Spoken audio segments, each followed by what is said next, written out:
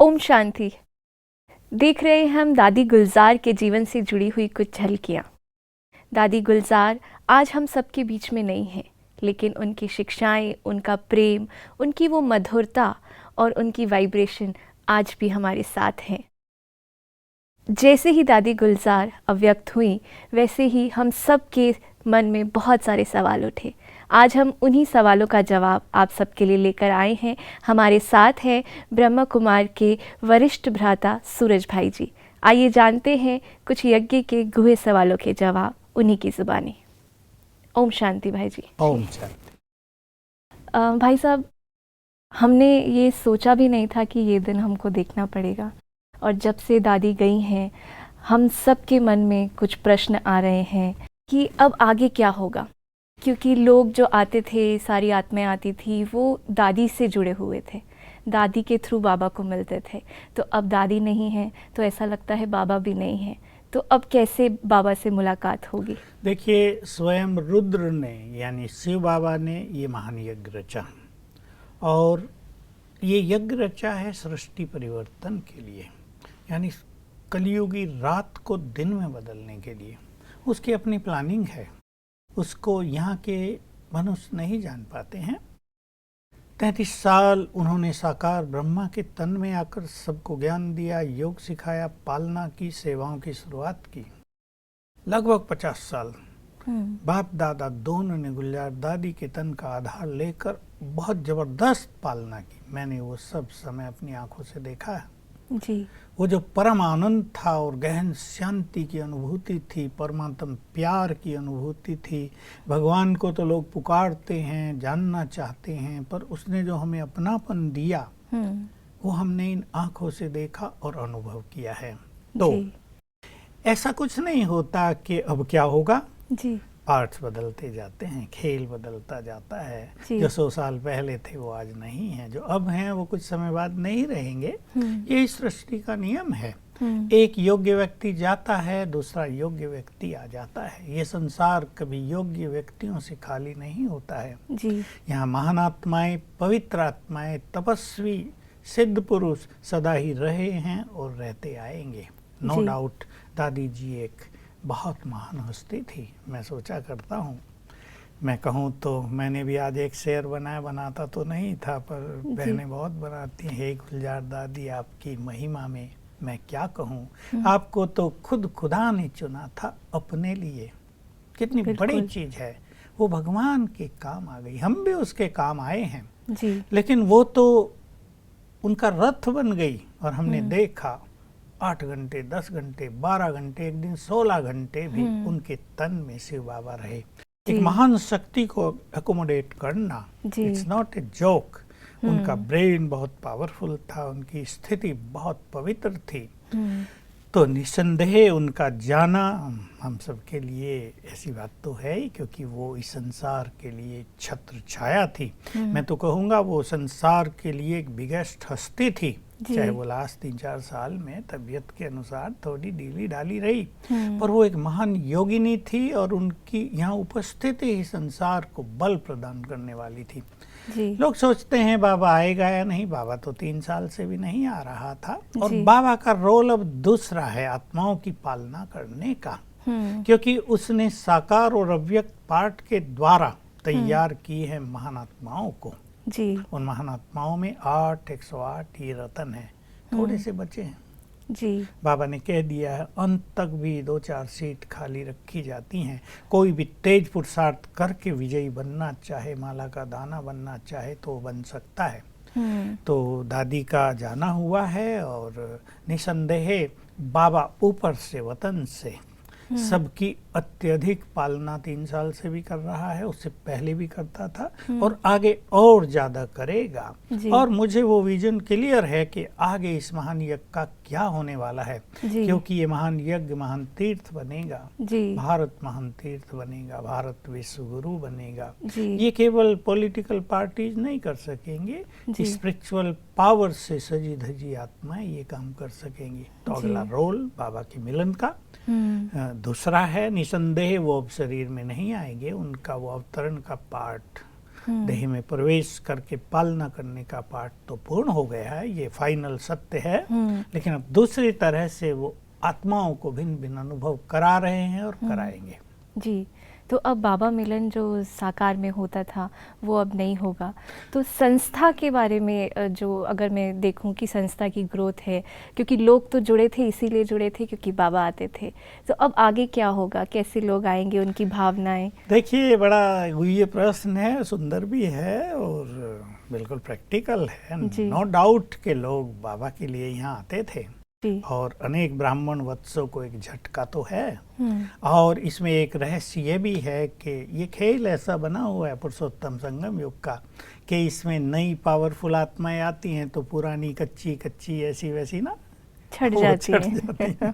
क्योंकि किसी भी ऑर्गेनाइजेशन में अगर कच्चे लोग बहुत हों तो उसमें चाहे करोड़ों की संख्या हो जाए वो ऑर्गेनाइजेशन पावरफुल नहीं होती। लेकिन उसमें 100 ही लोग महान हो, स्ट्रांग हो, विवेकानंद जैसे, तो वो 100 ही काफी हैं, चाहे सब भाग जाएं। वो ही संस्था को फिर से सुदृढ़ करने में समर्थ होते हैं और आगे लेके चलते हैं। अब लोग आएंगे जी। जो ज्ञानी हैं, मैं उनको इशारे में कह दूं, अपने इस देव देवियों से मिलने के लिए। अभी तो भक्त करोड़ों करोड़ों बाकी हैं। जैसे हम भगवान से मिलकर तृप्त हुए, भक्त अपने इस देव देवियों से मिलकर तृप्त होंगे।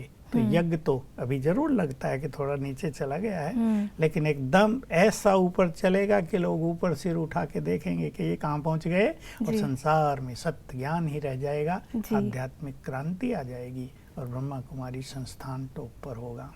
विनाश की अगर बात करें तो अभी समय बहुत करीब आ गया है, थोड़ा सा समय बचा है, तो क्या ये इशारा है बाबा की तरफ से कि अब सब महापरिवर्तन का समय? देखिए, मुझे तो पहले ही आभास था कि 2020 से 2030 तक ये जो काल है ये युग परिवर्तन का है। जी। तो 2020 के शुरू में दादी जानकी ने देह त्याग किया। जी। एक महान योगिनी, सादगी, त्याग और तप से भरपूर आत्मा ने, तो कोरोना काल शुरू हो गया है और उसका भयावह स्वरूप सबने देखा है। कुछ चीजें खराब हुई तो कुछ चीजें अच्छी भी हो गई, देश के लिए भी, व्यक्तिगत के लिए भी, व्यापार के लिए भी, इकोनॉमी के लिए भी। अब 2021 में गुलजार दादी जो सृष्टि की दूसरी एक महान आत्मा थी, है आत्मा तो अभी भी है ही, उसने देह का त्याग किया। और देह का त्याग हमारे यहाँ, मैं इसको मृत्यु शब्द नहीं कहूँगा जी, ये तो आत्मा संपूर्ण बन के मुक्त अवस्था में पहुंच गई है, अपने धाम जी, भगवान के सामीप्य में, परम आनंद में। इसलिए इसको मृत्यु नहीं कहा जाता। जी, जी, इसको देहांत, देह का तो अंत हुआ, जी, पर ये स्थिति कुछ दूसरी है। अब वो गई हैं, वहीं से वो बहुत कार्य करेंगे। निश्चित रूप से अभी सबका पुनर्जन्म भी होगा। तो ये एक बहुत बड़ा गुहे सवाल है जो हम सुन भी रहे हैं और बहुत कानों में आ भी रहा है कि दादी क्या अब दोबारा जन्म लेंगी, क्योंकि वो संपूर्ण होकर गई हैं। हाँ, देखिए, इसमें ये है कि बहुत सारी ये महान आत्माएं, सब नहीं, पर जैसे मामा गई जी, दादी जानकी गई, दादी प्रकाश मणि गई और अब गई दादी हृदय मोहिनी। मैं इन 4 के बारे में कहूँगा। नो डाउट ये परफेक्ट होकर गई हैं, लेकिन परफेक्शन में जरा सी कमी, जरा सी। आप अगर परफेक्शन को 100% कहें तो 99%। क्यों? क्योंकि अभी परम धाम में जाने का गेट नहीं खुला है और सृष्टि परिवर्तन के कई कार्य बाकी हैं। इसमें मैं थोड़े में बता दूं, एक बड़ा कार्य होगा देवताओं को योग बल से जन्म देने का जी। दूसरा बड़ा कार्य होगा, भारत में, संसार में बहुत देशों में प्रजातंत्र है और ये देव राजतंत्र में बदलेगा, देवताओं का राज्य यहाँ स्थापित हो जाएगा। अगर आप कभी महाकाल की जो उज्जैन में है उसकी चर्चाएं देखें और उसमें जो सीन दिखाते हैं कि शंकर और पार्वती लक्ष्मी नारायण को राज्य दे रहे हैं और कह रहे हैं अब हमारा कार्य पूर्ण हुआ, अब संसार को तुम संभालो। तो राज्य स्थापित करना, यानी ये राज्य, भले भारत में राज्य नहीं है पर राज्य तो है ही, राज सत्ता तो है ही, ये देवताओं के हाथ में जाएगी। अब इस महान कार्य को करने के लिए दूसरी कुछ आत्माएं निश्चित निमित्त हैं। तीसरा काम, सतयुग में विज्ञान अपनी परफेक्ट फॉर्म में होगा, रिफाइंड फॉर्म जी। में, और यहाँ प्राकृतिक प्रकोप और महाविनाश के बाद धरती को नॉर्मल करना, प्रकृति को नॉर्मल करना, और फिर सतयुग की फिजिकल तैयारी, प्राकृतिक सौंदर्य होगा, सोने के महल बनेंगे और क्या क्या नहीं होगा। ये 3 बड़े काम हैं। तो इन 3 बड़े कार्यों को करने के लिए ये अलग अलग आत्माएं इस विश्व के नाटक में निमित्त हैं। तो ये परफेक्ट होकर ही गए हैं लगभग, लेकिन ये सेवा का पार्ट इनका भी बाकी है। तो जो मैंने कहा ना जरा सी कमी, वो सेवा की पार्ट से फुल हो जाएगी। तो अभी स्थापना की नींव रख दी गई है, स्थापना का समय अब बिल्कुल शुरू हो गया है। बिल्कुल 2020 से 30 और हम हर साल नए नए सीन देखेंगे इस सृष्टि पर। तो क्या अभी श्री कृष्ण के आने का समय भी निकट है? देखिए, श्री कृष्ण का आगमन कलियुगी दुनिया में नहीं हो सकता जी। श्री कृष्ण जैसी महान हस्ती को पतित आत्माएं इन आंखों से नहीं देख सकती। और भी कई राज हैं, उसके लिए प्रकृति कहाँ तैयार है। उसका पावन शरीर है, वो संसार की नेक्स्ट टू गॉड एक आत्मा है, उसके लिए प्रकृति भी पावन चाहिए उस आत्मा को रिसीव करने के लिए। तो जब सतयुग कंप्लीटली शुरू हो जाएगा तब श्री कृष्ण का जन्म होगा? अब देखिए, ब्रह्मा की आत्मा ही श्री कृष्ण बनकर वापिस आएगी जी। और ब्रह्मा के भी 100 साल पूरे नहीं हुए हैं जी। अभी 15 साल बाकी हैं। तो लगभग 2036 में ब्रह्मा के 100 साल पूरे होंगे, उनका कार्य पूर्ण होगा, परम धाम के गेट खुलेंगे, क्योंकि परम धाम में जब पहली आत्मा जाती है तो अंतिम आत्मा उतरती है, इसलिए न परम धाम खाली होता न ये धरा खाली होती। तो ब्रह्मा की आत्मा ऊपर जाएगी, कुछ समय वहाँ ठहर के एज ए कृष्ण नीचे उतरेगी, तब तक प्रकृति शुद्ध हो चुकी होगी। उसके माँ बाप भारत के सम्राट और महारानी होंगे, उनके घर में उनका जन्म होगा। तो ये काम 2036 के बाद ही होगा, 1-2 साल बाद हो सकता है। जी जी जी जी। दादी का अगर पार्ट देखें तो एडवांस पार्टी में आपको क्या लगता है, दादी का क्या पार्ट? देखिए, इनमें जो विशेष विशेष क्वालिटीज थी उसके अनुसार हर आत्मा को इस विश्व के नाटक में पार्ट मिलता है। जैसे फिल्मों में भी पार्ट उस अनुसार देंगे ना, जो जिसकी क्वालिटी है एक्टर की। हीरो सबको तो नहीं बना सकते। दादी तो कहते हैं पूरी ब्रह्मा जैसी ही थी पूरी। तो उनके अंदर बहुत निर्मलता, बहुत त्याग वृत्ति, बहुत सहनशील, ये छल कपट इन सब से मुक्त, निर्मल निस्वार्थ थी वो। तो ऐसा ही रोल, यानी ऐसी ही आत्मा को जन्म देना, एक तो ये रोल उनका होगा। और सृष्टि पर, क्योंकि वो प्रकृति की मालिक भी रही हैं, तो प्रकृति को शुद्ध करने का काम भी इस महान आत्मा के द्वारा संपन्न होगा। और मुझे ऐसा भी प्रतीत होता है, हालांकि ये मेरा गैस भी हो सकता है, लेकिन मैं क्योंकि टीवी के सामने हूँ फिर भी बोल रहा हूँ कि दादी के जाने के बाद प्रकृति में हलचल प्रारंभ अवश्य होगी। मतलब ये जो समय है ये बहुत ही नाजुक समय अभी नाजुक आने भी वाला कहेंगे है। और सुंदर समय को लाने वाला भी हो। देखो, रात होती है, जी। कितना अंधेरा होता है, जी। अगर लाइट ना हो तो क्या क्या होता है, लेकिन समय आता है सूर्य उदय का और फिर उजाला। अगर दादी के जीवन की बात करें तो उनके जीवन में ऐसी कौन सी विशेषताएं थी जो उनको इतना महान और इतना संपूर्ण बनाया? ये आपको बहुतों ने बताई होंगी। दादी एक बहुत ही परम पवित्र आत्मा, जिसे मैं कहूँ नेक्स्ट टू गॉड। अगर गॉड सुप्रीमली प्योर है, ओशन ऑफ प्योरिटी है, तो वो भी एक ऐसी आत्मा, हाँ, जिसमें प्योरिटी संपूर्ण रूप से थी। इसलिए बुद्धि बहुत सॉलिड, बहुत रिफाइंड थी, डिवाइन थी। तो ज्ञान के गुह्य रहस्य उनके द्वारा हमें भी सब प्राप्त हुए। मैं तो समीप रहा हूँ, बहुत बिल्कुल समीप रहे हैं शुरू से। दादी यज्ञ में रहती थी और मैं भी रहता था, किचन में रोज आया करती थी हाथ सेकने के लिए, ठंड बहुत होती आबू में। तो बहुत समीपता थी और उनके द्वारा ही हमने सृष्टि के बहुत सारे राज जाने, विशेषकर परिवर्तन की प्रक्रिया क्या क्या होगी। क्योंकि जब बाप दादा उनके तन में आते थे और हम बिल्कुल समीप बैठे होते थे, जैसे आप और हम बाबा का फेस भी देखते थे, बाबा की दृष्टि का सुख लेते थे। तो हमारे वरिष्ठ कई गुह्य क्वेश्चन उनसे पूछ लेते थे, तो बाबा उनके तन में बैठकर उसका आंसर देते थे। तो बहुत निर्मल आत्मा रही, बिल्कुल अपना विचार कुछ नहीं, बाबा यूज कर रहा तो he is everything, I am nothing, वहाँ अपने को लोप कर लिया और उसको कार्य करने दिया। तो ये बहुत बड़ी महानता है, बहुत बड़ा डेडिकेशन, बहुत बड़ी कुर्बानी उन्होंने इस कार्य के लिए की। जी, बिल्कुल। एक और सवाल भ्राता जी आता है सबके ज़हन में कि दादी इतनी नेचुरली सरल थी, इतनी तपस्या थी, उनके तन में भगवान आते थे, लेकिन फिर भी उनके शरीर को बहुत सारे कष्ट हुए, उन्होंने कैंसर का भी सामना किया, तो ऐसा क्यों हुआ? हाँ, देखिए प्रश्न तो उठना बिल्कुल नेचुरल सा है, जी। क्योंकि हर बुद्धिमान व्यक्ति ये सोचेगा भगवान जिसके तन में बैठा हो उसको ये सब कष्ट क्यों। जी। जो खुद परम पवित्र आत्मा हो, जो अति अति पुण्य आत्मा हो, जी। उसको ये कष्ट क्यों। मेरे पास इनके उत्तर हैं।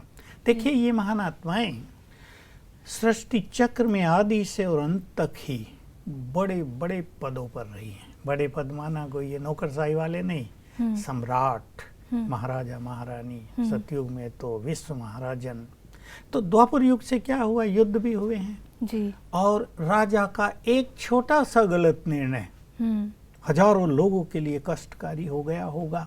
जी। तो ये जो बड़ी आत्माएं होती हैं, जैसे मान लो आज प्राइम मिनिस्टर हैं और वो कोई एक गलत निर्णय ले लेते हैं, चलो आज तो डेमोक्रेसी है, उसका विरोध भी हो सकता है, राजतंत्र में तो ये सब नहीं होता था। तो उनके किसी गलत निर्णय से अनेकों को, लाखों लोगों को कष्ट हो गया। वो प्रजा बद्दुआएं देती थी, राजा कैसा गंदा आ गया, बड़ा क्रूअल है, पता नहीं कब मरेगा। तो ये जो बद्दुआएं उनके तरफ आती थी वो मनुष्य से एंड तक जुड़ी रहती हैं। एक कारण तो महान आत्माओं के पुण्य भी महान, तो थोड़े गलत कर्म भी महान हो गए। दूसरा एक बड़ा रहस्य जिसको बहुत लोग नहीं जानते, दादी हजारों बार ध्यान में गई है जी। एक तो 1200-1400 बार तो बाबा उनके तन में आए तब वो ध्यान में गई। इसके अलावा बहुत बार शुरू से ही ध्यान अवस्था उन्हें प्राप्त थी। तो समझ लो 5000 बार वो ध्यान में गई। और ध्यान अवस्था में आत्मा का कनेक्शन ब्रेन के सर्टेन केंद्रों से कुछ समय के लिए कट ऑफ होता है, फिर जुड़ता है। अभी कोई चीज कटे जुड़े वो वीक हो जाती है। इससे ब्रेन उनका थोड़ा वीक हो गया था। और ब्रेन कंट्रोल सोल बॉडी, चाहे वो स्वास्थ्य हो चाहे बीमारियां हो, सबके लिए जिम्मेदार ब्रेन ही होता है जी। हालांकि उनकी थिंकिंग तो सुंदर थी ही, थिंकिंग का कोई नेगेटिव असर नहीं हुआ, लेकिन क्योंकि ब्रेन वीक होता गया डे बाय डे, और फिर कलयुग का माहौल जिसमें आज अन्न पर, फलों पर, सब्जियों पर पेप्टिसाइड क्या क्या डाले जा रहे, वो हमारे पेट में जा रहा है, उससे भी बहुत बीमारियां बढ़ रही हैं जी। तो इन सब कारणों से उनका शरीर कमजोर हुआ। और मैं आपको एक प्रैक्टिकल बात बताऊं, शिव बाबा उनके तन में मैंने कहा हजारों बार, 1200 से 1400 बार आया है। पहले 4 घंटे बैठते थे, फिर 6, फिर 8, फिर 10, फिर 12 घंटे तो कितनी बार रहे, एक ही पोज में बैठे हैं। अब शरीर तो दादी का था ना, बैठा भगवान था जी। तो पैरों में तकलीफ हुई, गांठें बन गई जी। अब कई जगह ब्लॉकेज हो गए होंगे ना, हम समझ सकते हैं। हम तो थोड़ी देर 1 घंटा ही बैठते हैं, घंटा बैठे क्या हाल हो जाता है, चेहरे पे हाव भाव बदल जाते हैं। 10 बार पानी पीते हैं, वहाँ तो कुछ भी नहीं हो रहा था, मुश्किल से एक आधा जूस का गिलास देते थे, क्योंकि भगवान बैठा, उसको इन चीजों की जरूरत नहीं थी, लेकिन शरीर पर उसका इफेक्ट तो होता ही था। अगले दिन उनको बहुत ज्यादा रेस्ट की जरूरत होती थी। तो ये एक सटिल रीजन भी है जो उनके शरीर को कमजोर करता गया। और जब शरीर कमजोर हो जाता है तो कई निगेटिव वायरस भी अटैक करते हैं। तो ये कुछ कारण रहे हैं। बाकी इस जन्म में न उन्होंने किसी को दुख दिया होगा, न कड़वे वचन बोले होंगे, बहुत निर्मल, निश्चल, निस्वार्थ, विश्व सेवा में समर्पित, जिसको अपने लिए कुछ नहीं चाहिए, ऐसी वो महान हस्ती थी। ऐसा जैसे उन्होंने अपनी हस्ती ही मिटा दी थी। बिल्कुल अपनी और उन्हें देखो और बाबा को देखो तो कोई फर्क नजर नहीं आता। बिल्कुल। मैं एक अनुभव सुनाऊंगा आपको। मैं अजमेर में एक ज्वेलर के घर गया तो उन्होंने मुझे सुनाया कि मेरे घर में एक बड़ा ज्योतिषी कुछ बनवाने आया था। अब गुलजार दादी का ने अव्यक्त बाप दादा का फोटो वहाँ टंगा हुआ है, टंगा, हमने भी देखा। तो कहा वो उसे देख ही रहा था। मैंने उससे पूछा कि पंडित जी क्या देख रहे हो? कहा इनके चित्र में मुझे बार बार शिवलिंग दिखाई दे रहा है। अच्छा। तब इन्होंने उसको रहस्य बताया कि शिव बाबा इनके तन में आते थे। ये फोटो भी उस समय का ही है जब वो आए हुए हैं, इसलिए आपको शिव नजर आ रहा है। तब तो यही होगा। उनके तन में रब दिखाई देता था, उनकी आंखों से भगवान हम सबको निहारता था और उनके तन में ही हमने अपने दिव्य नेत्रों से भगवान को देखा है। बिल्कुल, नो डाउट ये ग्रेट थिंग है। एक आखिरी प्रश्न मैं पूछना चाहूँगी कि अब जो समय आ गया है, अब हमें क्या पुरुषार्थ करना चाहिए, क्योंकि दादी है नहीं हमें गाइड करने के लिए। हम रोज भगवान की महावाक्य सुनते हैं, जी वो गाइडेंस हमारे लिए सदा के लिए गाइडलाइन है, जी उस पर हमें चलना है। और मैं तो ये कहता हूँ किसी भी महान व्यक्ति को सच्ची श्रद्धांजलि यही होती है कि जो उन्होंने किया वो हम करें। जी जैसे निर्मल निश्चल निर्विकार वो बनी, हम भी वैसे ही बने। जैसे उन्होंने भगवान के लिए डेडिकेट कर दिया अपने को, यानी मन को भी, बुद्धि को भी, तो शरीर को भी, वैसे ही हम भी करें। और जैसे वो योगिनी बनी, हम भी महान योगी बने, तो इस संसार का जल्द ही कल्याण हो जाएगा। भ्राता जी, आज के प्रश्नों के आपने जो उत्तर दिए उससे हमारे काफ़ी चीज़ें अंदर की सुलझ रही हैं। आज की पूरी चर्चा के लिए आपका बहुत बहुत धन्यवाद। ओम शांति। जैसे कि जब हम गुलजार दादी की बात करते हैं तो हमने देखा कि दादी कैसे संपूर्ण होकर गई, और भ्राता जी ने बहुत ही सरलता से हमारे प्रश्नों के उत्तर भी दिए, जो हमारे सवाल चल रहे थे उनको भी सुलझाया।